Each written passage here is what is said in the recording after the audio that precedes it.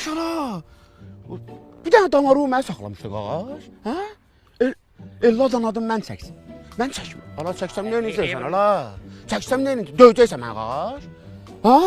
Ala buna bala. Hava da elə o havadır qağaş. Çatdırdın ha qağaş. Ala hə. Ora çatdırdın məni. Düş də qaşında. Nə edəcəm qağaş? Hə. Yaxşı, şimdi görəsən.